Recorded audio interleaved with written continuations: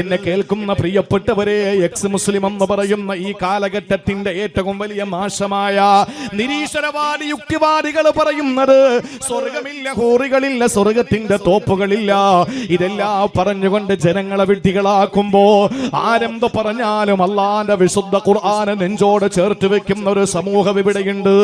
ആ സമൂഹത്തിന്റെ പ്രിയപ്പെട്ട അനുയായികൾ, ആ സമൂഹത്തിന്റെ ഓരോ ആളുകളുടെയും ഉള്ളറകളിലുള്ള വിശ്വാസം എന്താണ്? അള്ളാഹുവിന്റെ പരിശുദ്ധമായ സ്വർഗത്തിൽ യാതൊരു കുറവുമില്ല. അവിടെ തസ്നീമുണ്ട്, സൽസബീലുണ്ട്, കള്ളാറുണ്ട്, പാലാറുണ്ട്, തേനാറുണ്ട്, അവിടെ ഹൂർലിങ്ങളുണ്ട്, എല്ലാ സൗകര്യങ്ങളും സംവിധാനങ്ങളുമുണ്ട്. അടിവാരത്ത് അരുവി ഒഴുകുന്ന ആരാമങ്ങളുണ്ട്, കളകളാരവം മുടങ്ങി ഒഴുകുന്ന അരുവികളുള്ള തോട്ടങ്ങളുണ്ട്. ഇതെല്ലാം പടച്ചതമ്പുരാ തയ്യാറാക്കി വെക്കുന്ന സ്വർഗമുണ്ടല്ലോ. ആ സ്വർഗത്തിലേക്ക് അവരെ ആനയിക്കുന്നതിന്റെ ആ ഒരു സൽക്കാരത്തിനെ പറ്റി ഖുർആൻ പറയുകയാണ്. അല്ലദീന തഖവ റബ്ബഹും ലഹും ജന്നാത്തുൻ തജ്രി മിൻ തഹ്തിഹൽ അൻഹാർ ഖാലിദീന ഫീഹാ നുസുലം മിൻ ഇൻദില്ലാഹ്. എൻ്റെ പ്രിയമുള്ള സഹോദരങ്ങളെ, ശ്രദ്ധയോടെ നിങ്ങളൊന്ന് കേൾക്കണേ. അല്ലാഹുവിന്റെ ഖുർആൻ പറയുകയാണ്, എല്ലാ മനുഷ്യരെയും അല്ലാഹുവിന്റെ സ്വർഗത്തിലേക്ക് കൊണ്ടുപോകുമെന്ന് ആരും വിശ്വസിക്കണ്ട. ഇന്ന് സ്വർഗസ്ഥനായ ഗാന്ധിജി എന്ന പുസ്തകം എഴുതുന്ന ആളുകളുണ്ട്. മദർ തെരേസ സ്വർഗത്തിലാണെന്ന് പറയുന്നവരുണ്ട്. രാഷ്ട്രപിതാവായ ഗാന്ധിജി സ്വർഗത്തിലാണെന്ന് പറയുന്നവരുണ്ട്. ആര് സ്വർഗത്തിൽ പോകുമെന്ന് നമ്മളോടല്ല പറഞ്ഞിട്ടുണ്ടോ? നമ്മളെ സ്വർഗത്തിൽ പോകുന്നതുമെന്ന് അള്ളാഹു പറഞ്ഞിട്ടുണ്ടോ? അഷ്റഫുൽ ഖൽഖിന്റെ മുന്നിലേക്ക് കടന്നു വന്ന് ഞാൻ സ്വർഗത്തിലാണോ നരകത്തിലാണോ എന്ന് ചോദിക്കുന്ന സഹാബികളോട് ഏഴാകാശങ്ങളുടെ മുകളിൽ നിന്ന് അള്ളാഹുവിന്റെ സന്ദേശം വരാറ് ഒരക്ഷരം പോലും ഉരിയാടാത്ത മഹാനായ ശാരിയെ നബി മുഹമ്മദ് മുസ്തഫ അവിടുന്ന് പോലും പറഞ്ഞിട്ടില്ല ആര് സ്വർഗത്തിലാണ്. അല്ല പറയാത്ത ഒരാളുടെ മുഖത്ത് നോക്കിയിട്ട് സ്വർഗം കൊടുക്കാൻ നബിതങ്ങൾക്ക് കഴിയില്ല. അതുകൊണ്ട് പ്രിയപ്പെട്ടവരെ, സ്വർഗത്തിലേക്ക് സർവ്വ ആളുകളെയും കൊണ്ടുപോകുമെന്നുള്ള ധാരണ മാറ്റി വെക്കണം. അല്ല പറയുന്നു ചില ആളുകളെ സ്വർഗത്തിലേക്ക് കൊണ്ടുപോകും.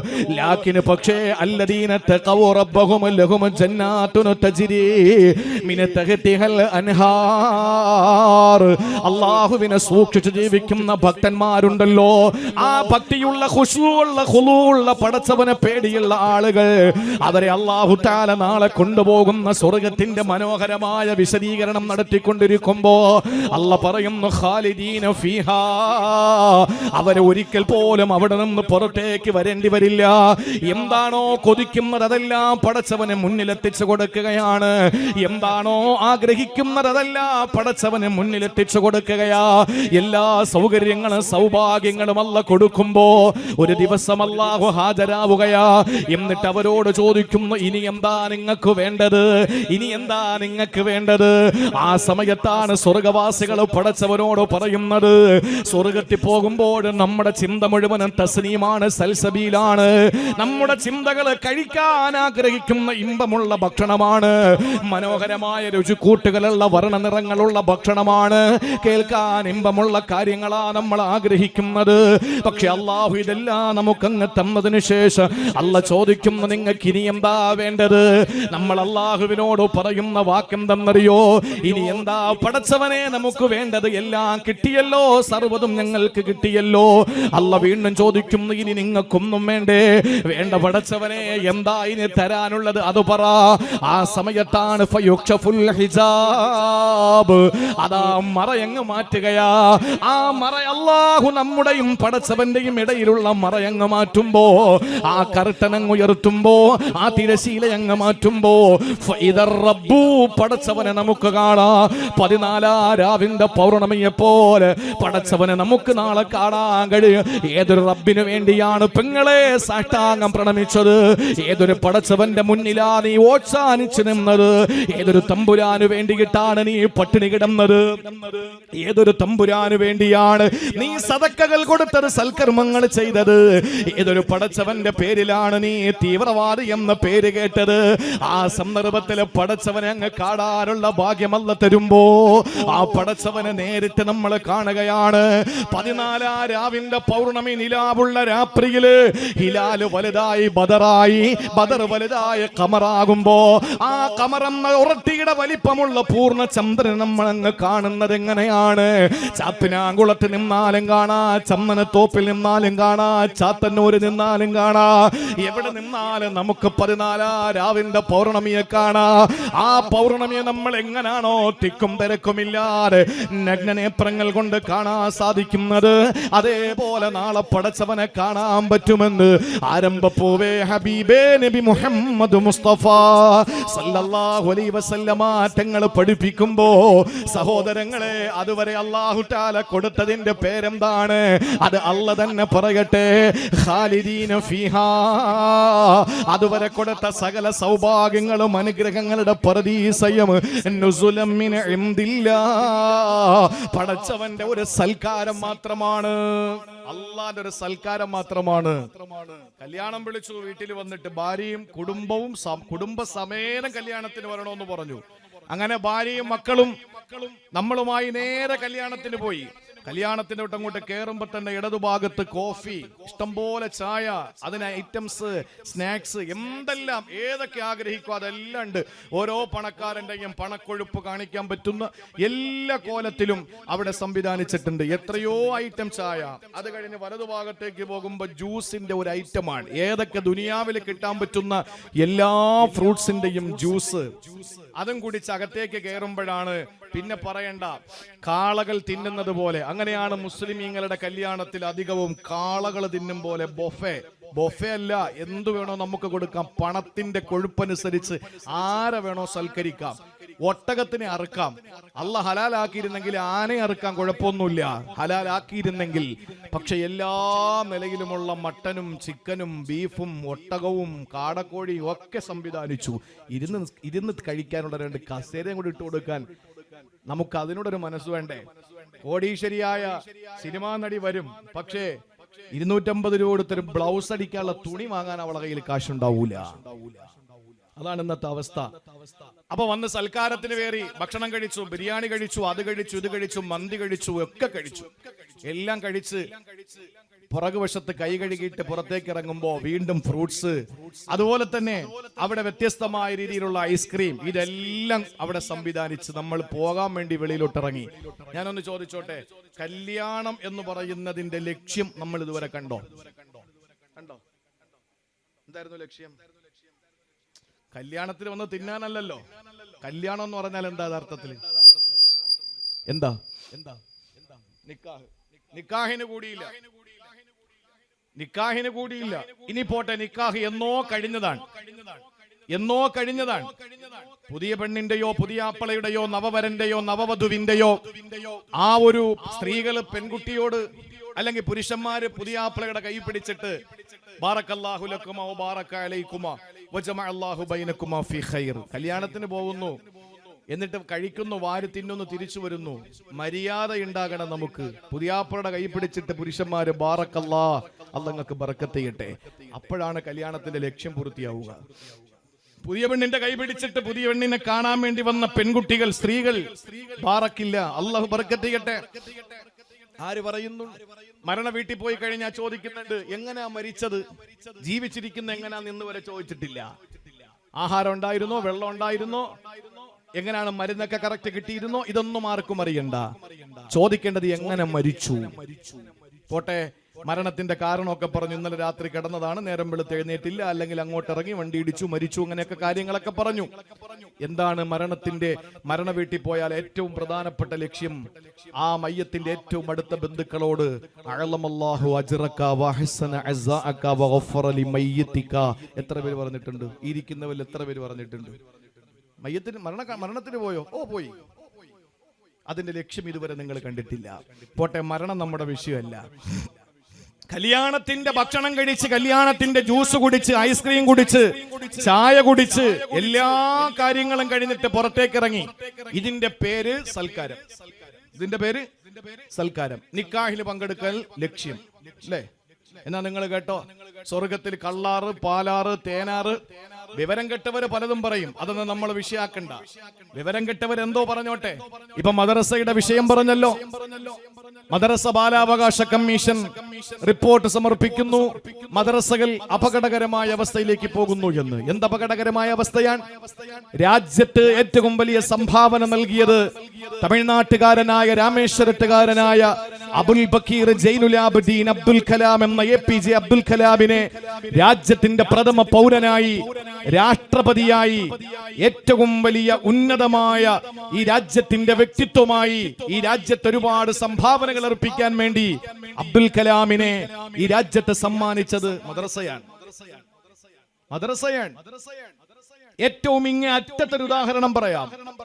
അർജുൻ എന്ന് പറയുന്ന പാവപ്പെട്ട സഹോദരന്റെ ഡെഡ് ബോഡിക്ക് വേണ്ടി ഗംഗാവരി പുഴയുടെ താഴ്ഭാഗത്ത് വറങ്ങലിച്ച് കിടക്കുന്ന ആ അർജുനന്റെ അവസാനത്തെ അസ്ഥി കഷണത്തിന് വേണ്ടിയിട്ട് നീണ്ട 72 ദിവസത്തോളം ഒരു കാവൽ നായയെ പോലെ വെള്ളത്തിന്റെ മുകളിൽ കാത്തുനിന്ന മനാഫിനെ ആ പ്രവർത്തനത്തിന് പ്രേരിപ്പിച്ചത് മദ്രസയായിരുന്നു എന്ന് മനാഫ് പറഞ്ഞതാണ്. എന്റെ വാക്കല്ല, മനാഫ് പറഞ്ഞതാണ്.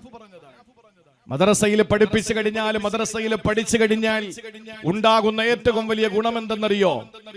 ADM ആത്മഹത്യ ചെയ്തു. അഡീഷണൽ ഡിസ്ട്രിക്ട് മജിസ്ട്രേറ്റ് അദ്ദേഹം ആത്മഹത്യ ചെയ്തു. മദ്രസയിൽ പഠിക്കുന്ന, കൃത്യമായി പഠിക്കേണ്ട വിധം പഠിക്കുന്ന ഒരു കുട്ടിയെ സംബന്ധിച്ചിടത്തോളം വളർന്നു വന്നാൽ ആത്മഹത്യ ചെയ്യില്ല. അതിന്റെ അവസ്ഥ എന്താണ് എന്ന് കൃത്യമായി മദ്രസയിൽ പഠിക്കുന്ന ഒരാൾക്ക് അറിയാൻ കഴിയും. ആ ADMന്റെ മരണത്തിന് കാരണക്കാരിയായ ആ സ്ത്രീ മദ്രസയിൽ പഠിച്ചവളായിരുന്നുവെങ്കിൽ ഒരിക്കലും അങ്ങനെ ഒരു മരണത്തിന്റെ ഉത്തരവാദിയാകില്ലായിരുന്നു. കാരണം പരസ്യമായിട്ട് ഒരാൾ അവഹേളിക്കാൻ ഇസ്ലാം അനുവദിക്കുന്നില്ല. ഒരിക്കലും അത് ഇസ്ലാം അനുവാദം കൊടുക്കുന്നില്ല, ശക്തമായി താക്കീത് കൊടുക്കുകയാണ്. ഈ രാജ്യത്ത് മദ്രസ കൊണ്ട് നേട്ടങ്ങളെ ഉണ്ടായിട്ടുള്ളൂ. ഞാൻ എന്നെ കേൾക്കുന്ന പ്രിയപ്പെട്ട സഹോദര സമുദായത്തിലുള്ള പ്രിയങ്കരായ എന്റെ പ്രിയപ്പെട്ടവരോട് പറയാനുള്ളത്, ഞങ്ങളുടെ മദ്രസയിലെ കുട്ടികൾ രാവിലെ ആയുധമേന്തിയിട്ടാണ് പോകുന്നത്. മദ്രസയിൽ ആയുധമേന്തിയിട്ടാ പോകുന്നത്. ആ ആയുധം ഖുർആൻ ആദ്യം പറഞ്ഞ ആയുധമാണ്. ആ ആയുധത്തിന്റെ പേര് അല്ലമ ബിൽ ഖലം, പേന എന്ന ആയുധമാണ്. ആ പേന എന്ന ആയുധമേന്തിയിട്ടാണ് മദ്രസയിലെ കുട്ടികൾ പോകുന്നത്. പേനയാണ് ലോകത്ത് വിപ്ലവം സൃഷ്ടിച്ചിട്ടുള്ളത്. കരവാള വിറ്റൊരു പൊൻവീണയെ വാങ്ങി ഞാനെന്ന് കവി പറയുന്നുണ്ട്. കരവാള ഏതാണെന്ന് നമുക്കറിയാം. പൊൻവീണ അത് തൂലികയാണ്. ലോകത്തെ ചരിത്രങ്ങൾ സൃഷ്ടിക്കാൻ കഴിയുന്നത് തൂലികയ്ക്കാണ്. അതുകൊണ്ടാണ് പ്രിയപ്പെട്ട സഹോദരങ്ങളെ, ആ പേന എന്ന ആയുധത്തെ അള്ളാഹു ആദ്യം പരിചയപ്പെടുത്തി. ആയുധമേന്തി ഞങ്ങളുടെ പ്രിയപ്പെട്ട മക്കൾ, കുരുന്നുമക്കൾ, പ്രഭാത സൂര്യൻ പൊട്ടിവിടരുമ്പോൾ കിഴക്കൻ ചക്രവാളത്തിൽ അരുണ കിരണങ്ങൾ പ്രത്യക്ഷപ്പെടുന്ന സമയത്ത് ഒരു ചെറിയ പ്ലാസ്റ്റിക് കവറിൽ വിശുദ്ധ ഖുർആനും ഫിഖ്ഹും ദീനിയാത്തും, അതിന്റെ കൂട്ടത്തിൽ ഒരു ഗ്രന്ഥമുണ്ട്, പേര് അഖ്ലാഖ് എന്നാണ്, സ്വഭാവ സംസ്കരണമാണ്. അത് വാങ്ങി എപ്പോഴെങ്കിലും മാതാപിതാക്കൾ, ഞങ്ങളുടെ മക്കൾ പഠിക്കുന്നത് ഇതാണ് എന്നൊരു ബോധം ആദ്യം മാതാപിതാക്കൾക്ക് ഉണ്ടാകണം. ആ അഖ്ലാഖ് വാങ്ങിയിട്ട് നമ്മുടെ സഹോദര സമുദായത്തിൽപ്പെട്ടവരോട് പറഞ്ഞു കൊടുക്കണം, ഞങ്ങളുടെ മദ്രസയിൽ പഠിപ്പിക്കുന്ന ഈ അധ്യായം അയൽവാസികൾ, അതില് മുസ്ലിമാകണമെന്ന കാര്യം പറയുന്നില്ല. അയൽവാസി എന്ന് പറയുന്ന ആള് 40 വീടിന്റെ ചുറ്റളവിലുള്ള ഒരു വീട്ടുകാരൻ ആ പട്ടിണി കിടക്കുന്നത് അറിഞ്ഞുകൊണ്ട് വയറ് നിറച്ചിട്ട് ഈ മദ്രസയിൽ പഠിക്കുന്ന കുട്ടിയുടെ പിതാവ് വയറ് നിറച്ച് ഭക്ഷണം കഴിച്ചാൽ യഥാർത്ഥ മുസ്ലിം അല്ല എന്ന് പഠിപ്പിച്ചത് മഹാനായ നബി മുഹമ്മദ് മുസ്തഫ. 10 ഹജ്ജ് ചെയ്തു. 7 ലക്ഷം രൂപ വെച്ചിട്ട് 10 ഹജ്ജിൽ നിന്ന് കൂട്ടി നോക്ക്. 70 ലക്ഷം രൂപ മുടക്കിയിട്ട്, 1 കോടിയോളം രൂപ മുടക്കിയിട്ട് 10 കൊല്ലം ഹജ്ജ് ചെയ്തു. ഒരു ഉംറയ്ക്ക് പോകുന്നതിന് 85-90 രൂപയാണ്. അങ്ങനെ അയാൾ 19 ഉംറ ചെയ്തു.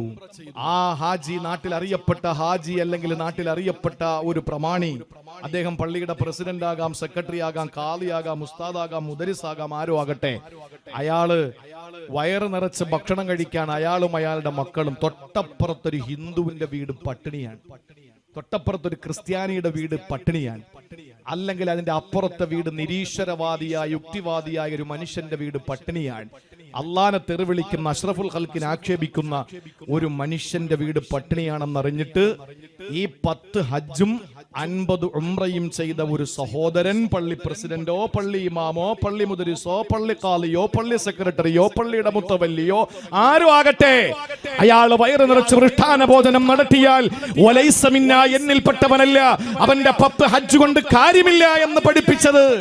അയൽവാസിയോടുള്ള കടമകൾ ലോകത്തിന് പഠിപ്പിച്ചു കൊടുക്കുക മാത്രമല്ല, എന്റെ അടുക്കൽ അയൽവാസിയോടുള്ള കടമകൾ ജിബ്രീൽ പറഞ്ഞ് ഞാൻ അവസാനം ചിന്തിച്ചു പോയി, ഞാൻ മരിച്ചാൽ എന്റെ അനന്തരാവകാശം എന്റെ മക്കൾ വീതിച്ചെടുക്കും പോലെ അതിൽ ഒരു ഓഹരി എന്റെ അയൽക്കാർക്ക് കൊടുക്കേണ്ടി വരുമോ എന്ന് ഞാൻ സംശയിക്കത്തക്കവണ്ണം ജിബ്രീൽ എന്നെ അയൽവാസികളോടുള്ള മര്യാദ പഠിപ്പിച്ചു എന്ന് പഠിപ്പിച്ച നബി മുഹമ്മദ് മുസ്തഫ സല്ലല്ലാഹു അലൈഹി വസല്ലം തങ്ങൾ പഠിപ്പിച്ച സ്വഭാവ സംസ്കരണം.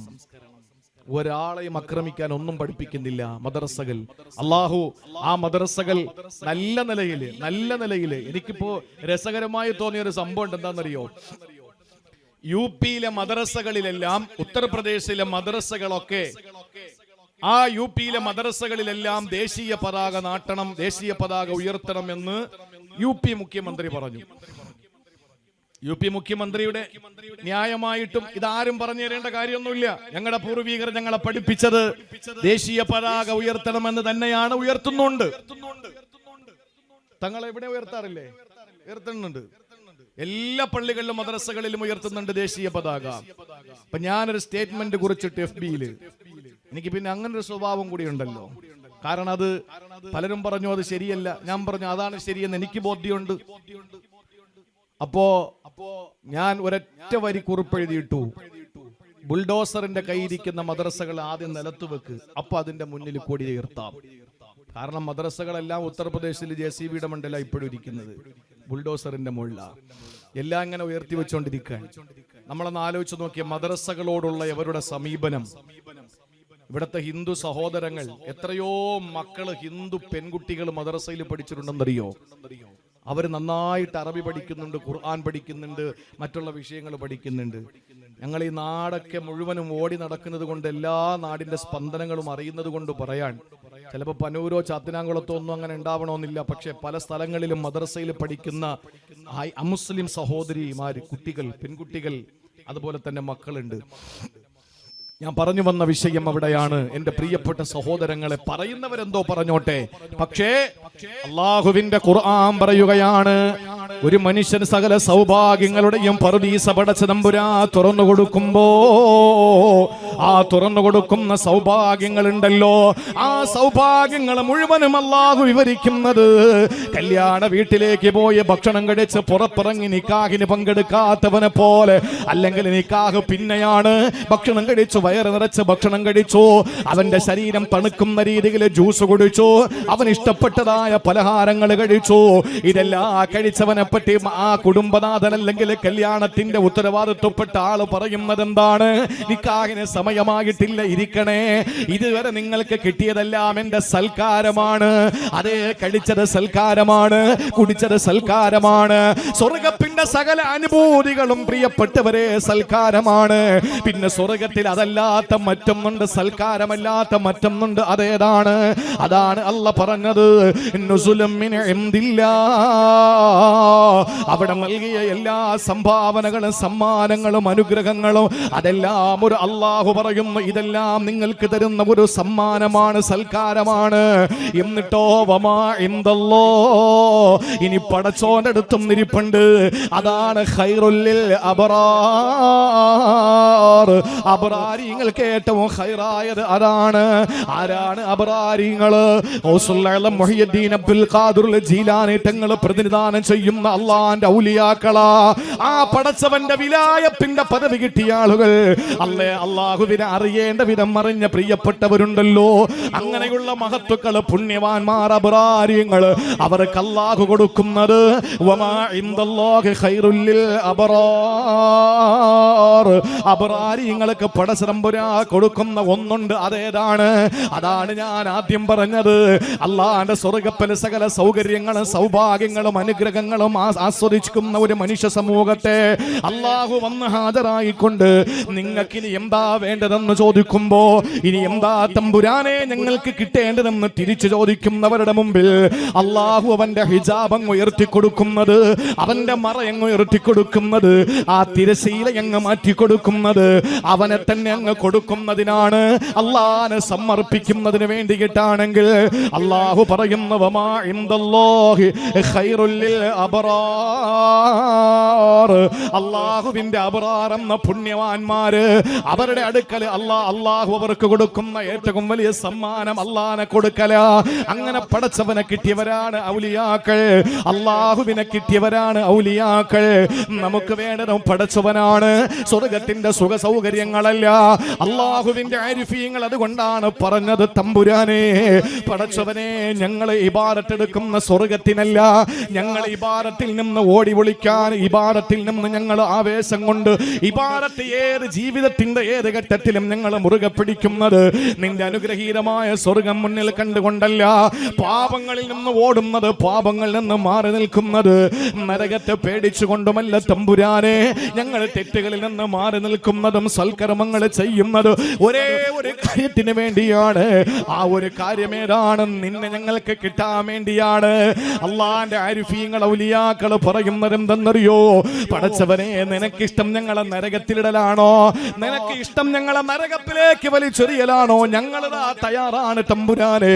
ഞങ്ങൾക്കൊരു മടിയില്ല, ഞങ്ങൾക്ക് സങ്കടമില്ല, വിഷമമില്ല, വ്യസനമില്ല, ദുഃഖമില്ല, പ്രയാസമില്ല, പേടിയില്ല, ഒന്നുമില്ല. നിന്റെ ആഗ്രഹം ഞങ്ങളെ നരകത്തിലിടലാണെങ്കിൽ ഞങ്ങളിതാ അതിന് തയ്യാറാണ് എന്ന് പറയുന്ന ആരിഫീങ്ങൾ എന്തുകൊണ്ടാണ് അങ്ങനെ പറഞ്ഞത്?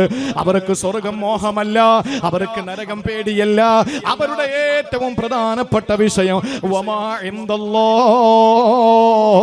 ഖൈറുൽ ലിൽ അബ്റാർ. അള്ളാന്റെ അടുക്കലുള്ളത് അബ്റാരിങ്ങൾക്ക് കരണീയമാണെന്ന് പറഞ്ഞത് അള്ളാനെ തന്നെ കൊടുക്കല. അങ്ങനെ പടച്ചവനെ കിട്ടിയവരുടെ പേരാണ് അബ്റാരിങ്ങൾ. അവരിൽപ്പെട്ട മഹാനാണ് മുഹ്യിദ്ദീൻ അബ്ദുൽ ഖാദിർ ജീലാനി തങ്ങളെങ്കിൽ. അള്ളാഹു എല്ലാം അങ്ങോട്ട് കൊടുത്തിട്ട് അവരെ കൊണ്ടുപോകുന്ന ഒരു പ്രദേശമുണ്ട്. അത് നാലാമതും അഞ്ചാമതായി അള്ളാഹു പറഞ്ഞത് അവർക്ക് അള്ള കൊടുക്കുന്ന സ്വർഗത്തിന്റെ പേരാണ്. എന്ത് സ്വർഗമാ അവർക്ക് അള്ള കൊടുക്കുക? നമുക്ക് എങ്ങനെയാ സ്വർഗം കിട്ടുക? എന്ത് ചെയ്തിട്ടാ നമുക്ക് അള്ളാഹു സ്വർഗം തരിക? നമുക്ക് സ്വർഗം കിട്ടുന്നത് എന്ത് മാനദണ്ഡത്തിലാണ്? നമ്മൾ എന്താ പടച്ചോന് കൊടുത്തത്? നമ്മൾ എന്തായിരുന്നു നമ്മൾ അള്ളാഹുവിന് കൊടുത്തത്? നമ്മൾ ചിന്തിക്കണം. നമ്മുടെ പ്രിയപ്പെട്ടവർ കൊടുത്തത് സമയമായിരുന്നു.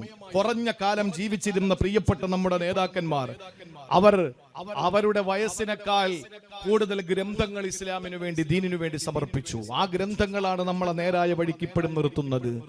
ഇത്രയും കൊല്ലം നമ്മൾ ജീവിച്ചു. എന്താ നമ്മൾ അള്ളാഹുവിന് കൊടുത്തത്? 60 വയസ്സ് 70 വയസ്സ് വരെ ജീവിച്ചിട്ട് എന്താണ് പടച്ചവന് നമ്മൾ കൊടുത്തിട്ടുള്ളത്? നമ്മൾ ചിന്തിക്കണം. നമുക്കൊന്നും കൊടുക്കാൻ കഴിഞ്ഞിട്ടില്ല. പക്ഷെ അള്ളാഹു നമുക്ക് സ്വർഗം ഇങ്ങോട്ട് തരാമെന്ന് പറയുക മാത്രമല്ല, നമുക്കുള്ള സ്വർഗത്തെ അള്ളാഹു എല്ലാ കൊല്ലവും ഒന്നുകൂടെ ദാനിച്ചുകൊണ്ടിരിക്കുകയാണ്. ഒന്നുകൂടെ അതിനെ ഇങ്ങനെ മനോഹരമാക്കിക്കൊണ്ടിരിക്കുക. അള്ളാന്റെ സ്വർഗത്തെ ഏതെങ്കിലും ഒരു അർത്ഥത്തിൽ പ്രത്യേകിച്ച് ഇനി അതിനെ ഒരു മോടി പിടിപ്പിക്കേണ്ട കാര്യമുണ്ടോ? ഇല്ല. പക്ഷേ എല്ലാ റമളാൻ മാസത്തിലും യുസയ്യിനുല്ലാഹുൽ ജന്ന, അള്ളാഹു സ്വർഗത്തെ ഇങ്ങനെ അലങ്കരിച്ചുകൊണ്ടിരിക്കുകയാണ്. എല്ലാ കൊല്ലവും റമളാനിലെ സ്വർഗത്തെ ഇങ്ങനെ അലങ്കരിക്കാൻ വേണ്ടി അള്ളാഹു താല തീരുമാനിച്ചിരിക്കുകയാണ്. അങ്ങനെ അലങ്കരിച്ച് വിധാനിച്ച് മനോഹരമായ സ്വർഗത്തിലേക്ക് നമ്മളെ കൊണ്ടുപോകുമ്പോ എന്താ നമുക്ക് റബ്ബിന് കൊടുക്കാനുള്ളത്? മുൻഗാമികള് സമയം കൊടുത്തു, സമ്പത്ത് കൊടുത്തു, അവര് ജീവൻ കൊടുത്തു, ജീവിതം കൊടുത്തു. പ്രിയമുള്ള സഹോദരങ്ങളെ, അവരെ കൊണ്ടുപോകുന്ന സ്വർഗത്തിന്റെ പേരല്ല പറഞ്ഞു. 2 സ്ഥലങ്ങളിലാണ് അവരുടെ സ്വർഗത്തിന്റെ പേര് പറഞ്ഞുകൊണ്ട് അല്ലാഹു അവരെ പരിചയപ്പെടുത്തുന്നത്. ഇന്നൽ അബ്റാറ ലഫീ നഈം. അല്ല പറയുന്നവർക്ക് കൊടുക്കുന്ന സ്വർഗത്തിന്റെ പേര് ജന്നാത്തുൻ നഈമ. ഇന്നൽ അബ്റാറ ലഫീ സൂറത്തുൽ മുത്തഫിഫീനിന് സൂറത്തുൽ ഇൻഫിത്താറിലും അല്ലാഹു പരിചയപ്പെടുത്തുകയാ. ആ അബ്റാരിങ്ങൾക്ക് അല്ലാഹു കൊടുക്കുന്നത് സ്വർഗ്ഗമാണ്. ആ സ്വർഗ്ഗത്തിന്റെ പേര് നഈം എന്ന് പറയുന്ന സ്വർഗ്ഗമാണെന്ന് ഖുർആൻ പറയുമ്പോ എന്താ സ്വർഗ്ഗത്തിന് നഈം എന്ന സ്വർഗ്ഗത്തിന്റെ പ്രത്യേകത എന്നറിയോ സഹോദരങ്ങളെ? ഇന്ത്യ രാജ്യത്ത് ഇന്ന് കോൺസെൻട്രേഷൻ ക്യാമ്പുകൾ വരികയാണ്. അതിൽ കേരളത്തിൽ വന്നുപോയി എന്നൊക്കെ പറയുന്നുണ്ട്. പോട്ടെ, നമ്മുടെ വിഷയം അതല്ല. എന്തിനാണെന്നറിയോ? ഈ CAA അതുപോലെ തന്നെ NRC വിഷയത്തിൽ എന്റെയും നിങ്ങളുടെയും പൗരത്വം തെളിയിക്കാൻ കഴിയാതെ പോയാൽ എന്റെയും നിങ്ങളെയും സങ്കേതമായി കരുതി കൂട്ടി വെക്കുന്നത് കോൺസെൻട്രേഷൻ സെന്ററുകളാ. അവിടെ ആണുങ്ങൾക്ക് പെണ്ണുങ്ങളെ കാണാൻ പറ്റൂല. ഇതുവരെയും ഒരിക്കൽ പോലും തിരിഞ്ഞു കിടക്കാത്ത ഭാര്യ ഭർത്താക്കന്മാരെ 2 കേന്ദ്രങ്ങളിലേക്ക് കൊണ്ടുപോവുകയാണ്. പൊന്നുമോളെ പിന്നെ വാപ്പയെ കാണാൻ പറ്റൂല, പൊന്നുമോനെ പിന്നെ ഉമ്മയെ കാണാൻ പറ്റൂല. എന്റെ പ്രിയപ്പെട്ടവരെ, ഒരിക്കലും ഭാര്യയ്ക്ക് ഭർത്താവിനെ കാണാൻ പറ്റൂല, ഭർത്താവിന് ഭാര്യയെ കാണാൻ പറ്റൂല. ഇവിടെ ആ കഥ പറയുന്നത് ആഖിറത്തിന്റെ വിഷയമല്ല, നരകത്തിന്റെ വിഷയമല്ല. ഇവിടെ ഒരു സമുദായത്തിന്റെ പേരിൽ മാത്രം പൗരത്വം നിഷേധിച്ചുകൊണ്ട് ഇന്ത്യ മഹാരാജ്യത്തെ കോൺസെൻട്രേഷൻ സെന്ററുകളും ക്യാമ്പുകളും വരുമ്പോ 2 ഭാഗങ്ങളിലായി ക്യാമ്പുകൾ നിർമ്മിച്ച് അതിൽ പുരുഷന്മാരെ ഒരു ഭാഗത്തും സ്ത്രീകളെ മറ്റൊരു ഭാഗത്തും പ്രവേശിപ്പിച്ചു കഴിഞ്ഞാൽ അറിയാം അവർക്ക് കൊടുക്കുന്ന ഭൂമിയിലെ ഏറ്റവും വലിയ ശിക്ഷ ഭാര്യയും ഭർത്താവിനെയും തമ്മിൽ അകറ്റലാണ്, ഉമ്മയും മകനെയും തമ്മിൽ അകറ്റലാണ്, വാപ്പയും മകളെയും തമ്മിൽ അകറ്റലാണെന്ന് അവർക്കറിയാം. അതുകൊണ്ടല്ലേ ആദം നബി അലൈഹിസ്സലാമിന് ഹവ്വാ ബീവിക്ക് അല്ലാഹു കൊടുത്ത ശിക്ഷ എന്തായിരുന്നു? വിലക്കപ്പെട്ട കനി സ്വർഗ്ഗത്തിൽ വെച്ച് കഴിച്ചപ്പോ അവർക്ക് അല്ലാഹു കൊടുത്ത നരകമായിരുന്നില്ല. ആദം നബിക്ക് അല്ലാഹു കൊടുത്ത ശിക്ഷ അടിയായിരുന്നില്ല. ഹവ്വാ ബീവിക്ക് അല്ലാഹു കൊടുത്ത ശിക്ഷ പാമ്പുകളെ തേളുമുള്ളുകളുമുള്ള നരകമായിരുന്നില്ല. ആദം നബിക്ക് ഹവ്വാ ബീവിക്കും കൊടുത്ത ശിക്ഷ എന്താണ്? ആദം നബിയെ ഹവ്വാ ബീവിയെ കാണാൻ പറ്റാത്ത നിലയിൽ അല്ലാഹു ആദം നബിയെ ഇന്ത്യയിലെ സിലോണിലെ ശ്രീലങ്കയുടെ ഭാഗമായ ഇന്ന് ശ്രീലങ്കയുടെ ഭാഗമായ അന്ന് ഇന്ത്യയുടെ ഭാഗമായ സിലോണിലെ ആദം മലയിൽ ആദം നബിയെ ഇറക്കി. എന്നിട്ട് ഹവ്വാ ബീവിയെ സൗദി അറേബ്യയിലെ ജിദ്ദയിലും ഇറക്കി. ആ ജിദ്ദയിലുള്ള ഹവ്വാ ബീവിക്ക് ഭർത്താവ് എവിടെയാണെന്നറിയില്ല. ഇന്നത്തെ പോലെ സംവിധാനങ്ങൾ പോകിട്ടൊരു മനുഷ്യൻ പോലുമില്ല. ആദം നബിയും ഹവ്വാ ബീവിയും ഭാര്യയ്ക്ക് ഭർത്താവിനെയും ഭർത്താവിനോ ഭാര്യയും കാണാറ് 300 വർഷക്കാലം 3 നൂറ്റാണ്ട് കരയേണ്ടി വന്നു. അങ്ങനെ കരഞ്ഞ് നടന്ന് തളർന്ന അവസാനം 2 പേരും എത്തിയ പ്രദേശമാണ് അറഫ. അവിടെ വെച്ചാണ് ആദം ഹവ്വയെ കാണുന്നത്. അവിടെ വെച്ചാണ് ഹവ്വാ ബീവി ആദം നബിയെ കാണുന്നത്. അവിടെ നിന്ന് നടന്നിട്ടവര് മുസ്തലിഫയിലെത്തിയിട്ടാണ് അന്ന് രാത്രി കിടന്നത്. അതാണ് മുസ്തലിഫയിലെ രാപാർക്കുക എന്ന ഹജ്ജിന്റെ അമല് വന്നത്. അവരുടെ ഭൂമിയിൽ ആദ്യ രാത്രി സംഗമിച്ചത് ഇവിടെയാണ്, മുസ്ദലിഫയിലാണ്. അവര് തമ്മിൽ കണ്ടുമുട്ടിയത് അറഫയിലാണ്. അതുകൊണ്ടാണ് അറഫയ്ക്ക് അറഫ കണ്ടു, തിരിച്ചറിഞ്ഞു, മനസ്സിലായി എന്ന പേര് വന്നത്. ഹവ്വാ ബീവി ഇറങ്ങിയത് ജിദ്ദയിലാണ്, അർത്ഥം ഉമ്മമ്മ എന്നാണ്. പ്രിയപ്പെട്ടവരെ, ജിദ്ദയിൽ ഹവ്വാ ബീവി ഇറങ്ങിയത് കൊണ്ട് ആ പേര് വന്നതാ. അങ്ങനെ 2 പേരെ 2 ദിക്കിലേക്കല്ല മാറ്റിയത് ഏറ്റവും വലിയ ശിക്ഷ പടച്ചോൻ കൊടുത്തതാണ്. വിലക്കപ്പെട്ട കനി സ്വർഗ്ഗത്തിൽ നിന്ന് കഴിച്ചപ്പോ അവർക്കല്ല കൊടുക്കാൻ പറ്റുന്ന ഏറ്റവും വലിയ ശിക്ഷ ഏതാണ്? അവർ തമ്മിൽ അകറ്റുക എന്നുള്ളതാണ്. അതാണ് വർത്തമാനകാല ഇന്ത്യയുടെ ചരിത്രത്തിൽ നമ്മൾ കാണുന്നത്. ഭാര്യയ്ക്ക് ഭർത്താവിനെ കാണാൻ പറ്റാതെ കോൺസെൻട്രേഷൻ ക്യാമ്പുകൾ നിർമ്മിച്ചുകൊണ്ട് CAയുടെയും അതുപോലെ NRCയുടെയും പേരിൽ ക്യാമ്പുകൾ സൃഷ്ടിച്ചു കൊണ്ടിരിക്കുമ്പോ അള്ളാഹുവിന്റെ ഔലിയാക്കളായ അബ്റാരികൾ കള്ള കൊടുക്കുന്ന ജന്നാത്തുൻ നഈമിന്റെ പ്രത്യേകത ഖുർആനിൽ സൂറത്തുൽ മുത്തഫിഫീനിൽ അല്ലാഹ് പറഞ്ഞതെന്തെന്നറിയോ? ഈ ജന്നാത്തുൻ നഈം എന്താണ്? അലൽ അറായികി യൻളുറൂൻ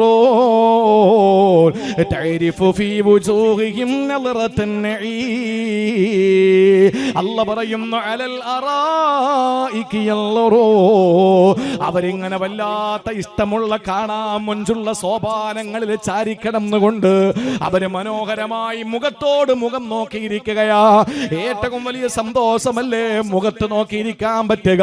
എത്ര കണ്ടാലും മതി വരാത്ത ഒരു നോട്ടം നമ്മൾ മനുഷ്യരുടെ തമ്മിൽ തമ്മിലുള്ള നോട്ടമാണ്. ഏത് സൗന്ദര്യമുള്ളതിനെയും കുറെ സമയം കഴിഞ്ഞാ മടുത്തു പോകും.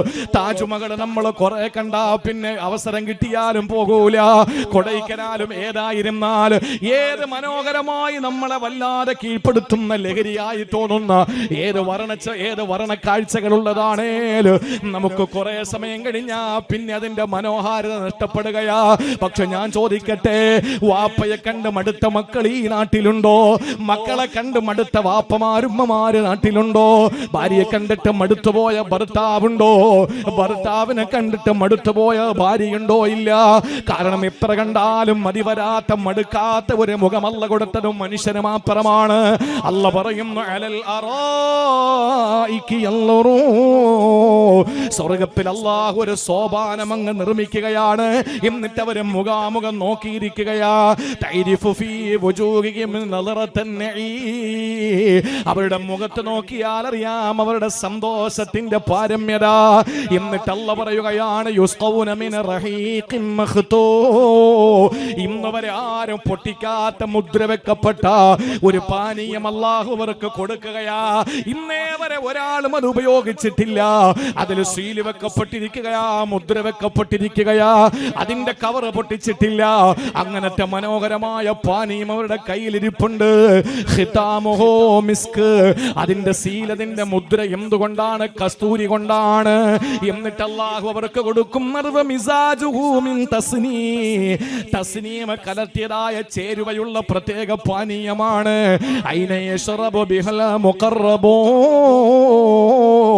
അല്ലാഹുവിന്റെ ഔലിയാക്കള്, പുണ്യാത്മാക്കള്, പുണ്യവാന്മാര് മാത്രം കുടിക്കുന്ന ജലാശയത്തിൽ നിന്ന് തസ്നീം എന്ന ചേരുവയുള്ള മനോഹരമായ കസ്തൂരി കൊണ്ട് മുദ്ര വെക്കപ്പെട്ട പാനീയ പാത്രങ്ങള്, പാനപാത്രങ്ങള് അല്ലാഹു അവരുടെ കയ്യിൽ കൊടുക്കുമ്പോ അതും ഏന്തിയിട്ടവരെ മുഖത്തോട് മുഖം നോക്കി സന്തോഷത്തിന്റെ വദനങ്ങളുമാകട്ടെ സ്വർഗത്തിന്റെ സോപാനങ്ങളിൽ ഉല്ലസിക്കുന്ന സ്വർഗത്തിന്റെ പേരേതാ? അത് ജന്നാത്തുൻ നഈം. അത് കിട്ടുന്നത് ആർക്കാണ്? ഇന്നൽ അബ്റാറ ലഫീ നഈം. റസൂലുള്ളാഹി റളിയല്ലാഹു അൻഹുവിനെ പോലുള്ള അല്ലാഹുവിന്റെ ആരിഫീങ്ങളെ, മുഖറബീങ്ങളായ ഔലിയാക്കളായ ആരിഫീങ്ങളായ അബ്റാറുകൾക്കെന്ന പരിശുദ്ധ ഖുർആൻ മരിച്ച് റൂഹ് ഇല്ലിയിലെത്തി അവിടെ നിന്ന് സ്വർഗത്തിലേക്ക് അവരെ ആനയിച്ച് അവർക്ക് സ്വർഗത്തിന്റെ സുന്ദരമായ ആ ഒരു സ്വീകരണം നൽകി സ്വർഗത്തിൽ അവരെ താമസിപ്പിച്ചു. ഇനി ആറാമതായിട്ട് അല്ലാഹു പറഞ്ഞത് എന്തിനാണ്? അവരെ സംബന്ധിച്ച് പറഞ്ഞത് അവരുടെ വിശേഷണങ്ങളെ പറ്റിയാണ്. ആ വിശേഷണമാണ് നമുക്ക് പഠിക്കേണ്ടത്. അള്ളാഹുവിന്റെ വിശുദ്ധ ഖുർആനിൽ അള്ളാഹു പറഞ്ഞ വിശേഷണങ്ങളുണ്ട്.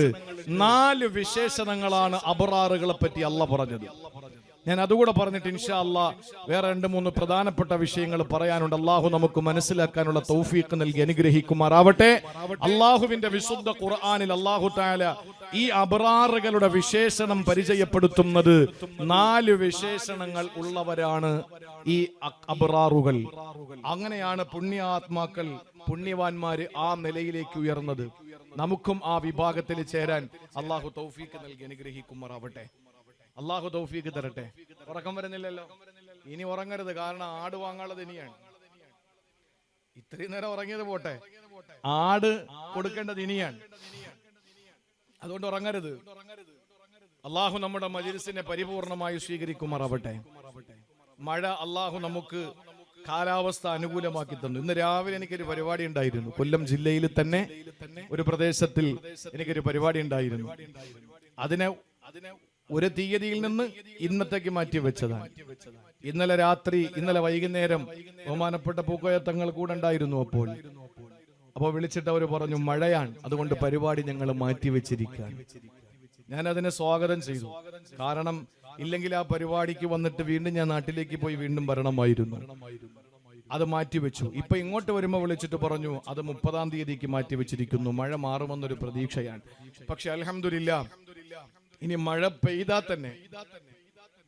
പെയ്താൽ തന്നെ എല്ലാവർക്കും സൗകര്യപ്രദമാകുന്ന നിലയിൽ മനോഹരമായ ഒരു പന്തലിട്ട് നല്ല നിലയിൽ, ഈ ശബ്ദം ഉള്ളത് കൊണ്ടാണ് ഞാൻ ചൂളയിൽ നിൽക്കും പോലെയാ നിൽക്കുന്ന ചൂട്. പക്ഷേ അൽഹംദുലില്ലാഹ് ഈ ഫാൻ ഇട്ട് കഴിഞ്ഞാൽ ഭയങ്കര ശബ്ദമായിരിക്കും. അതുകൊണ്ട് അല്പം ചൂട് കൊണ്ടാലും കുഴപ്പമില്ല, നമ്മുടെ സദസ്സ് വളരെ ഭംഗിയാകണം എന്നൊരാഗ്രഹമാണ്. അതുകൊണ്ട് ഇൻഷാ അല്ലാ നല്ല മനോഹരമായൊരു പന്തല്, എല്ലാ സൗകര്യങ്ങളും സംഘാടകർ ഒതുക്കി അള്ളാഹു അത് അർഹമായ കൂലി അവർക്ക് നൽകി അനുഗ്രഹിക്കുമാറാവട്ടെ. നമുക്ക് ഇൻഷാ അല്ലാ ഇതിന്റെ നാളെയാണ് ചോറ് കൊടുക്കുന്നത്, അന്നദാനം നാളെയാണ്. അടുത്ത വർഷത്തേക്ക് ആവശ്യമായ നമുക്ക് വേണം. അതുകൊണ്ട് തന്നെ ഇൻഷാ അല്ലാ അത് ഞാൻ ചോദിക്കാം. അതിനു മുമ്പ് ഇത്രയും അവരുടെ മഹത്വങ്ങളാണ് പറഞ്ഞത്. മരിക്കുമെങ്കിൽ അബ്റാരിങ്ങളെ മരണം, അത് കഴിഞ്ഞ് റൂഹ് പോകുന്നത് ഇല്ലിഗിലാകണം, അത് കഴിഞ്ഞിട്ട് സ്വർഗത്തിലേക്ക് സൽക്കാരം നടത്തി നമ്മളെ ആനയിക്കണം, അത് കഴിഞ്ഞ് സ്വർഗത്തിൽ ജന്നാത്തു നഈം കിട്ടണം. ഇത് പറഞ്ഞിട്ട് ഇനി ഏറ്റവും പ്രധാനമായി നമ്മൾ മനസ്സിലാക്കാനുള്ളത് ഈ അബ്റാർ ആവാൻ എന്തു വേണം? നാളെ ഔലിയാക്കളായി നമുക്ക് മാറാൻ കഴിയണം. അള്ളാഹു തൗഫീക്ക് തരട്ടെ. അള്ളാഹു നമ്മൾ ഔലിയാക്കളാക്കട്ടെ. ഒരു മടിയും വേണ്ട. ആമീൻ പറഞ്ഞോ. അള്ളാഹു നമ്മൾ ഔലിയാക്കളാക്കട്ടെ. ആര് പറഞ്ഞു ഔലിയാ ആകാൻ നമുക്ക് വലിയാകാൻ പറ്റൂല? നമുക്ക് വലിയാകാൻ പറ്റും. നമ്മളിപ്പോ വലിയാണ്, അത് ഉറങ്ങുമ്പോൾ മാത്രമേ ഉള്ളൂ കൂർക്കം വലി, അല്ലാത്ത വലിയല്ല. വലിയാകണം, അള്ളാഹുവിന്റെ അടുപ്പക്കാരനാകണം. അതിന് 4 കാര്യങ്ങൾ നമ്മൾ ചെയ്യണം. തീരുമാനമെടുത്തോ. അള്ളാഹു ഈ സദസ്സിന്റെ ബറക്കത്ത് കൊണ്ട് നമുക്ക് തൗഫീക്ക് നൽകട്ടെ. അള്ളാഹു തൗഫീക്ക് നൽകട്ടെ. അല്ലാഹ് പറയുകയാണ്, യൂഫൂന ബിന്നദർ വയഖാഫൂന യൗമൻ കാന ശർറുഹു മുസ്തതിറാ ويطعمون الطعام على حبه مسكينا ويتيما وأسيرا إنما نطعمكم لوجه الله لا نريد منكم جزاء ولا شكورا. ഈ 4 വിശേഷണങ്ങളാണ് പടച്ചവൻ പറഞ്ഞത് അബ്റാരിങ്ങളുടെ വിശേഷണമായി. എന്താ ഈ 4 പ്രത്യേകതകളെന്നറിയോ? നമ്മുടെ ജീവിതത്തിൽ ചെയ്യാൻ കഴിയുന്ന കാര്യങ്ങളാണ്. കഴിയാത്തതൊന്നും പടച്ചവൻ ഇന്നേവരെ നമ്മളോട് പറഞ്ഞിട്ടില്ല. എന്റെ ചെറുപ്പക്കാരോട് എനിക്ക് പറയാനുള്ളത്, കഴിയും നമുക്ക് ചെയ്യാൻ സാധ്യമാണ്. അല്ലാത്തതൊന്നും അല്ലാഹു പറഞ്ഞിട്ടില്ല. ചെറുപ്പക്കാരെ, ദീനിനോടൊപ്പം പരിശുദ്ധ ദീനിന്റെ കാവൽ ഭടന്മാരായി ചേർന്ന് നിൽക്കണം. ഒരുപാട് മോശപ്പെട്ട കാലത്തിലാണ് നമ്മളുള്ളത്. ഇന്നിപ്പോ ഏറ്റവും ലേറ്റസ്റ്റ് ആയ ഒരു വാർത്ത, പാവം ചിത്രത്തിൽ പോലും ഇല്ലാത്തൊരു മഴതനി, ഒരു പാവപ്പെട്ട സാധുവായ ഒരു മനുഷ്യൻ അനുഭവിക്കാൻ കഴിയുന്നതിന്റെ അങ്ങേയറ്റം അനുഭവിച്ചു. തന്റെ യൗവനം മുഴുവനും കാരിരുമ്പഴികൾക്കുള്ളിൽ അദ്ദേഹം അർപ്പിച്ചു. ആ നിലയിൽ പീഡന പർവ്വങ്ങൾ ഏറ്റുവാങ്ങി ഒരു വലിയ ആജാനബാഹുവായിരുന്ന ആ മനുഷ്യൻ ഇന്ന് ശോഷിച്ച് ഒരു അസ്ഥിപഞ്ചരമായി തിരിച്ചെത്തിയപ്പോൾ വീണ്ടും പിടാതെ അദ്ദേഹത്തിന്റെ പിന്നാലെ കൂടുകയാണ്. നമ്മളൊന്ന് ആലോചിച്ച് നോക്കണം. ഒരു ഗ്രന്ഥവുമായി ബന്ധപ്പെട്ട് അദ്ദേഹമാണ് കേരളത്തിൽ തീവ്രവാദം വളർത്തിയതെന്ന് പറയുന്നു. അദ്ദേഹം തീവ്രവാദം, ഞാൻ രാഷ്ട്രീയം പറയുന്നതല്ല, അദ്ദേഹം തീവ്രവാദം എങ്ങനെയാണ് വളർത്തുക? അടിച്ചമർത്തപ്പെടുന്ന മനുഷ്യ വിഭാഗത്തിന്റെ, ദളിത് വിഭാഗത്തിന്റെ, ന്യൂനപക്ഷ വിഭാഗങ്ങളുടെ ആ വിഷമങ്ങൾ, അവരുടെ അനുഭവങ്ങൾ ഉറക്കെ ഒന്ന് വിളിച്ചു പറഞ്ഞു എന്നൊരു തെറ്റേ അദ്ദേഹം ചെയ്തിട്ടുള്ളൂ. അതൊരു തെറ്റാണ് എന്ന് ലോകത്താരും പറയുകയുമില്ല. പക്ഷേ അദ്ദേഹം അത് തെറ്റാണ് എന്ന് വിളിച്ചു പറഞ്ഞു. രാജ്യത്തിന്റെ വിവിധ ഭാഗങ്ങളിൽ നടക്കുന്ന എല്ലാ കലാപങ്ങളെയും അദ്ദേഹം ഉറക്കെ തന്റെ വേദികളിൽ വിളിച്ചു പറഞ്ഞു. എന്നിട്ട് മുസ്ലിം ചെറുപ്പക്കാരെ ദീനിലേക്ക് അടുപ്പിക്കുകയും ആ ദീനിൽ അടിയുറച്ചു നിന്നുകൊണ്ട് അതിനെ ശക്തമായ രീതിയിൽ എതിർക്കണം, പ്രതിരോധിക്കണമെന്ന് പഠിപ്പിച്ചു. അല്ലാതെ അക്രമം അഴിച്ചു വിട്ടതല്ല. ഇതിന്റെ പിന്നിൽ ഞാൻ മനസ്സിലാക്കിയത്, ആ ഗ്രന്ഥത്തിന് 50,000 കോപ്പി അധികം വിൽക്കും. കാരണം ഇപ്പൊ എല്ലാവർക്കും ആ ഗ്രന്ഥത്തിൽ എന്താ പറയുന്നതെന്ന് അറിയാനുള്ള ജിജ്ഞാസയായി. 50,000 കോപ്പി അധികം പോകേണ്ടി വരും. ആ നിലയിൽ ഒരു ബിസിനസിന്റെ ഒരു വഴിയായിരുന്നോ എന്ന് എനിക്കൊരു സംശയമുണ്ട്. ഏതായിരുന്നാലും കാലഘട്ടം വളരെ മോശമാണ് എന്ന തിരിച്ചറിവ് എനിക്കുണ്ട്, നിങ്ങൾക്കുണ്ട്. ചെറുപ്പക്കാരെ, അള്ളാഹുവിന്റെ ദീൻ മുറുകെ പിടിച്ചോ. ഇനി ഈമാനില്ലാതെ ആർക്കും രക്ഷപ്പെടാൻ കഴിയില്ല. പേരുമതി. അതുകൊണ്ട് മുഅ്മിനായി, ഈമാനുള്ളവനായി മാറിക്കോ. അള്ളാഹു നമുക്കതിനുള്ള തൗഫീക്ക് തരട്ടെ. സഹോദരങ്ങളെ, അള്ളാഹ് പറയുകയാണ്, 4 കാര്യങ്ങൾ നിങ്ങൾ ചെയ്യുമോ എന്നാൽ നിങ്ങൾക്ക് അബ്റാരിങ്ങളിൽ പെടാൻ കഴിയും. അതിൽ ഒന്നാമത്തേത് പടച്ചവൻ പറയുന്നു, യൂഫൂന ബിന്നദിരി, കടമകൾ നിർവഹിക്കുന്നവനാണ്, കടമകൾ പൂർത്തീകരിക്കുന്നവനാണ്. നേർച്ചകൾ പൂർത്തീകരിക്കുന്നവനാണ്, കടമ പൂർത്തീകരിക്കുന്നവനാണ്. ഭാര്യയോടൊരു കടമയുണ്ട്, ഭർത്താവിനോടൊരു കടമയുണ്ട്, മാതാപിതാക്കളോട് കടമയുണ്ട്, മക്കളോട് കടമയുണ്ട്, അയൽവാസിയോട് കടമയുണ്ട്, ശിഷ്യന്മാരോട് കടമയുണ്ട്, ഉസ്താദുമാരോട് കടമയുണ്ട്, തന്നെ കേൾക്കുന്നവരോട് കടമയുണ്ട്, തന്നെ ക്ഷണിച്ചവരോട് കടമയുണ്ട്. ഈ കടമകൾ പാലിക്കുന്നവനാണ് വിശ്വാസി, അവനാണ് യൂഫൂന ബിന്നദിരി. അല്ലാഹ് പറയുന്ന കടമകളും കടപ്പാടുകളും നിറവേറ്റുന്നവനാണ്. ആ കടമകളും കടപ്പാടുകളും നിറവേറ്റുന്നവനാണ്. അള്ളാഹുവിന്റെ വലിയാകാനുള്ള ഒന്നാമത്തെ ക്വാളിറ്റി അതാണ്. നമ്മൾ മനസ്സിലാക്കി എന്താണ്? പെണ്ണും കെട്ടി വീട്ടിലാക്കിയിട്ട് ഒരു വലിയ പച്ചപ്പട്ടുമൊക്കെ എടുത്തിട്ട് വലിയ തസ്ബിയൊക്കെ എടുത്ത് പിടിച്ച് അറാക്കിന്റെ ഒരു ചെറിയ കഷ്ണമൊക്കെ എടുത്ത് ഒരു തൊപ്പിയൊക്കെ വെച്ച് നേരെ മലയിലോട്ട് കയറി പിന്നെ അവിടെ അങ്ങിരിക്കണം. ഭാര്യയും വേണ്ട, മക്കളും വേണ്ട. അതാണോ? ഇന്നലി സൗജിക്കാലേക്ക് ഹക്ക, നിന്റെ ഭാര്യയോട് നിനക്കൊരു കടപ്പാടുണ്ട്. ഇന്നലി ഐനിക്കാലേക്ക് ഹക്ക, ഉറങ്ങാതെ കണ്ണും തുറന്നിരുന്ന് പടച്ചോനെ ദിക്റുതെല്ലാൻ അല്ല പറയുന്നില്ല. ഇന്നലി ഐനിക്കാലേക്ക് ഹക്ക, നിന്റെ കണ്ണുകളോട് നിനക്ക് ബാധ്യതയുണ്ട്. ഇന്നലി ജസദിക്കാലേക്ക് ഹക്ക, ഞാൻ ഇനി ഒരിക്കലും ഉറങ്ങില്ല, നിന്നുകൊണ്ട് നിസ്കാരം തുടങ്ങാൻ തീരുമാനിച്ചു എന്ന് പറഞ്ഞ് ആരും അങ്ങനെയൊന്നും ശരീരത്തെ ഇടങ്ങേറാക്കണ്ട. കാരണം ഇന്നലി ജസദിക്കാലേക്ക് ഹക്ക, നിന്റെ ശരീരത്തോട് നിനക്കൊരു ബാധ്യതയുണ്ട്. അല്ലാഹുവിന്റെ റസൂൽ പഠിപ്പിച്ചതാണ്. ഇന്നലി സൗരിക്കാലേക്ക് ഹക്ക. ചില ശൈഖന്മാരുടെ കാര്യം പറയുന്നത് അദ്ദേഹത്തിനെ കാണാൻ കിട്ടൂല. അദ്ദേഹത്തിനെ കാണുക എന്ന് പറയുന്നത് ഭയങ്കര ഒരു സൗഭാഗ്യമാണ്. അദ്ദേഹം അങ്ങനെ ജനങ്ങളുടെ മുമ്പിലൊന്നും വരൂല. ജനങ്ങളുടെ മുമ്പിൽ വരില്ലെങ്കിൽ പാറയുടെ കയറിയിരിക്കണം. റസൂലുള്ളാഹി പഠിപ്പിച്ച എന്താണ്?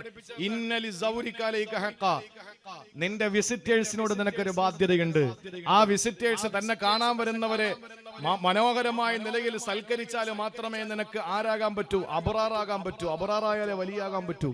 ഒന്നാമത്തെ കടമ തന്നെ അല്ലാഹ് പറഞ്ഞത് യൂഫൂന ബിന്നദിരി, കടപ്പാടുകൾ പൂർത്തീകരിക്കണം ഒന്നാണ്, കടമ നിർവഹിക്കണമെന്നാണ്. നബി തങ്ങൾ ആരെങ്കിലും മുസാഫഹത്ത് ചെയ്താൽ നമ്മളിപ്പോ ബറക്കത്ത് കൊടുത്ത് തേച്ചോണ്ട് പോകാൻ, കാരണം സമയമില്ല. നമ്മൾ വലിയ ആളുകളായപ്പോ കയ്യിൽ പിടിക്കുന്ന ആളുകളെ കയ്യിൽ ഇങ്ങനെ തേച്ച് ബറക്കത്ത് കൊടുത്തോണ്ട് പോവാൻ. അഷ്റഫുൽ ഖൽക്കിന്റെ കയ്യിൽ ആരെങ്കിലും പിടിച്ച ആള് വിടുന്നത് വരെ റസൂലുള്ളാഹി കൈവിടില്ലായിരുന്നു. നബിതങ്ങളെ പറ്റി പഠിപ്പിക്കുന്നത് അങ്ങനെയാണ്. നബിതങ്ങളുടെ ശൈലി അതാണ് സല്ലല്ലാഹു അലൈഹി വസല്ലം. പിടിച്ച ആള് കൈവിടുന്നത് വരെ വിടില്ല. അള്ളാഹുവിന്റെ ഹബീബ് നബി മുഹമ്മദ് മുസ്തഫ കടമകൾ പൂർത്തീകരിക്കുന്നവനാണ്. യൂഫൂന ബിന്നദർ, കടമകളും കടപ്പാടുകളും പൂർത്തീകരിക്കുന്നവരാണ്. ആളുകളോട് നമുക്കൊരു ബാധ്യതയുണ്ട്. പടച്ചവരോടുള്ള ബാധ്യതകൾ ഒരുപക്ഷെ വീഴ്ച വന്നു പോയാലും, ഇബാദത്തില് വീഴ്ച വന്നു പോയാലും, നമസ്കാരത്തില് കുറവ് വന്നു പോയാലും, നോമ്പില് വീഴ്ച വന്നു പോയാലും പടച്ചവനോട് കരളൊരുകി ദുആ ചെയ്താ പടച്ചോ മാപ്പ് തരും. പക്ഷേ പടപ്പുകളോടുള്ള ബാധ്യതകൾ പൂർത്തീകരിക്കാത്തവന് പടച്ചോ മാപ്പ് കൊടുക്കില്ല. അതുകൊണ്ടല്ലേ നബി തങ്ങളുടെ മുന്നിൽ വന്ന് പറയുകയാണ്, അബൂദർ റളിയല്ലാഹു തആല അൻഹു പറയുകയാണ്, ഒരാൾ റസൂലുള്ളാഹിന്റെ മുന്നിലേക്ക് കടന്നു വന്നിട്ട് ചോദിച്ചു, നബിയേ, അല്ലാഹുവിന്റെ ഹബീബേ, ഒരു മനുഷ്യൻ ചെയ്യുന്ന ഏറ്റവും വലിയ ശ്രേഷ്ഠമായ ഇബാദത്ത് ഏതാ? അല്ലാഹുവിന്റെ റസൂൽ ഇബാദത്തിനെ പഠിപ്പിച്ചു കൊടുത്തപ്പോൾ തിരിച്ചു ചോദിച്ചു, നബി അതിന് കഴിഞ്ഞില്ലെങ്കിലോ? അടുത്ത ഇബാദത്ത് പറഞ്ഞു കൊടുത്തു. അതിന് സാധിച്ചില്ലെങ്കിലോ? മൂന്നാമത് റസൂലുള്ളാഹി പറഞ്ഞത് എന്താണ്? നീ ജനങ്ങൾക്ക് ഇടങ്ങേറാക്കാതിരിക്കുന്നതും ഇബാദത്താണ്. ഒരുപാട് കാര്യങ്ങൾ ചെയ്യാനും വേണ്ട, ആരെയും ഉപദ്രവിക്കാതെ മര്യാദക്കിരിക്കോ, അതും ഇബാദത്താണെന്ന് നബി മുഹമ്മദ് മുസ്തഫ. സ്വലാത്തല്ലേ നബി മുഹമ്മദ് മുസ്തഫ സല്ലല്ലാഹു അലൈഹി വസല്ലം. ഇത് സയ്യിദന്മാരുടെ പള്ളിയാണ്.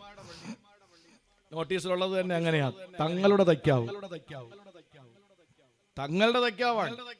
അപ്പൊ അതുകൊണ്ട് സ്വലാത്തിന് യാതൊരു കുറവും വരുത്തണ്ട. നിങ്ങൾ ആലോചിച്ച് നോക്ക് എന്റെ പ്രിയപ്പെട്ട സഹോദരങ്ങളെ, ഒന്നും ചെയ്യാതെ ആർക്കും ഒരു ഉപകാരവും ചെയ്യണ്ട, ആർക്കും ഉപദ്രവിക്കാതിരുന്നാൽ മതി. അത് ഇബാദത്താണെന്ന് ആരംഭപ്പൂവായ ഹബീബ് നബി മുഹമ്മദ് മുസ്തഫ സല്ലല്ലാഹു അലൈഹി വസല്ലം പഠിപ്പിക്കുകയാണ്. അതുകൊണ്ട് നേർച്ചകൾ പൂർത്തീകരിക്കും എന്ന് പറഞ്ഞാൽ കടമകൾ, ബാധ്യതകൾ സമ്പൂർണമായി പാലിക്കും. രണ്ടാമത് അല്ലാഹ് പറയുന്നു, രണ്ടാമത്തെ പ്രത്യേകത എന്താണ്? യഖാഫൂന യൗമൻ കാന ശർറുഹു മുസ്തതീറാ. അള്ളാഹുവിന്റെ ഖുർആൻ പറയുന്ന വാക്ക് നമ്മൾ ശ്രദ്ധയോടെ കേൾക്കണം. ഒരു ദിവസത്തെ പറ്റി അള്ളാഹു പരിചയപ്പെടുത്തുന്നത് കാന ശർറുഹു മുസ്തതീറാ. അന്ന് വിപത്തുകൾ ഇങ്ങനെ പറന്നു നടക്കുമെന്നാണ്. മുസ്തതീറാ ഇങ്ങനെ ചിറക് വിടർത്തിയിട്ട് പറന്നു നടക്കുമെന്നാണ്. ആ ദിവസം ഏതാണ്? അത് ഈ കാലഘട്ടമല്ല. ശർറ് പറന്നു നടക്കുന്ന, വിപത്ത് പറന്നു നടക്കുന്ന, ഫിത്ന പറന്നു നടക്കുന്ന കാലം ഇതല്ല. അതേതാണ്? യഖാഫൂന യൗമൻ കാന ശർറുഹു മുസ്തതീറാ. ആഖിറത്തെ പറ്റിയാണ് പടച്ചവനെ പരിചയപ്പെടുത്തുന്നത്. അന്നത്തെ വിപത്ത് വല്ലാത്ത വിപത്താ, അന്നത്തെ പ്രയാസം വല്ലാത്ത പ്രയാസമാ, അന്നത്തെ നാശം വല്ലാത്ത നാശമാണ്. ആ നാശത്തെ നിങ്ങൾ പേടിക്കലാണ്. ചോദിക്കട്ടെ ചാത്തിനാങ്കുളത്തുകാരാ, ആഖിറത്തെ പറ്റി നിങ്ങൾക്ക് വല്ലതും അറിയോ? ഞാൻ 1000 വട്ടം പറയാ. എന്നെ കേൾക്കുന്ന തക്കാവില് ഈ പരിശുദ്ധമായ മജ്‌ലിസിൽ ഒരുമിച്ച് കൂടിയ, ഈ അനുഗ്രഹീതമായ മജ്‌ലിസിൽ ഒരുമിച്ച് കൂടിയ എന്നെ കേൾക്കുന്ന ഒരു പുരുഷന്മാർക്കും ആഖിറത്തെ പറ്റി അറിയില്ല. എന്നെ കേൾക്കുന്ന സഹോദരിമാർക്കും അറിയില്ല. ഈ വേദിയിരിക്കുന്ന ഉസ്താദുമാർക്കും അറിയില്ല. ഈ പറയുന്ന എനിക്കും അറിയില്ല. കാരണം എന്റെ വാക്കല്ല, മുത്തുനബി പഠിപ്പിച്ചതെന്തെന്നറിയോ? ലൗ യഅലമുൽ മർഉ മാ യഅതീഹി ബഅദൽ മൗത്ത്. മരണത്തിന് ശേഷമുള്ള പരലോകത്തിന്റെ ഘട്ടത്തെ പറ്റി ആർക്കെങ്കിലും എന്തെങ്കിലും അറിയുമായിരുന്നെങ്കിൽ മാ അകല അകലതൻ വലാ ശരിബ ശർബതൻ ഇല്ലാ വഹുവ യദ്രിബു അലാ സദ്രിഹി വയബ്കി. അഷ്റഫുൽ ഖൽഖ് പറയുകയാണ്, ഇമാം ത്വബറാനി റിപ്പോർട്ട് ചെയ്യുന്ന ഹദീസാണ്. ആരെങ്കിലും ഒരാൾ മരണശേഷമുള്ള ജീവിതത്തെ പറ്റി എന്തെങ്കിലും അറിയുമായിരുന്നെങ്കിൽ, വാപ്പ മരിച്ച മക്കളെ, ഭർത്താവ് മരിച്ച ഭാര്യ, ഭാര്യ മരിച്ച ഭർത്താവേ, മരണപ്പെട്ടു പോയ വാപ്പയും ഉമ്മയും മരണപ്പെട്ടു പോയ മക്കളോട് ചോദിക്കുകയാ, അവരുടെ ഇന്നത്തെ അവസ്ഥ നിങ്ങൾക്കറിയോ?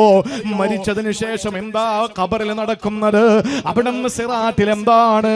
അവിടെ നിന്നും മഹ്ശറയിൽ എന്താണെന്ന് അറിയുന്ന ആരെങ്കിലും ഉണ്ടായിരുന്നെങ്കിൽ ഹബീബായ മുസ്തഫായ നബി പറയുകയാണ്,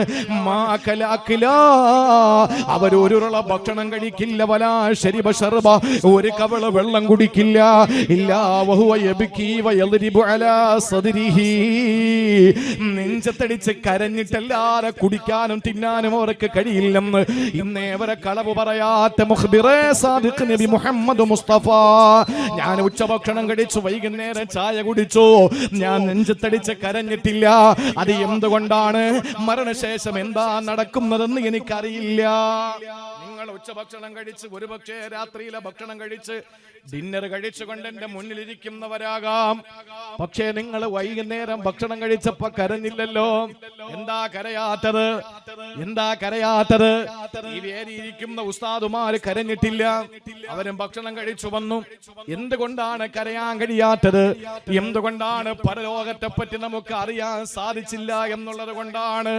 അതുകൊണ്ട് പരലോകത്തെ പറ്റി നമ്മൾ അറിഞ്ഞിരുന്നെങ്കിൽ, ആ അറിയിപ്പ് നമുക്ക് അല്ലാഹു തരുമ്പോ, പടച്ചതമ്പുരാന്റെ അള്ളാന്റെ ഹബീബിന്റെ നാവിലൂടെ ലോകത്ത് പഠിപ്പിക്കുമ്പോ, അത് അറിയേണ്ട വിധം നമ്മൾ പഠിച്ചിട്ടില്ല. പഠിച്ചിരുന്നുവെങ്കിൽ നമ്മൾ വെള്ളം കുടിക്കില്ല, ഒരു തുള്ളി വെള്ളം നമ്മൾ കുടിക്കില്ല, ജനപാനം നടത്തില്ല, ഒരു കവള് ഭക്ഷണം നമ്മൾ കഴിക്കില്ല.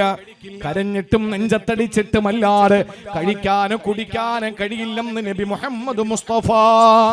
ആ ദിവസത്തെയാണ് പേടിക്കേണ്ടത്. യഖാഫൂന യൗമൻ കാന ശർറുഹു മുസ്തതീറാ. ഇങ്ങനെ ശർറ് പറന്നു നടക്കുന്ന ദിവസത്തെ പേടിക്കലാണ്.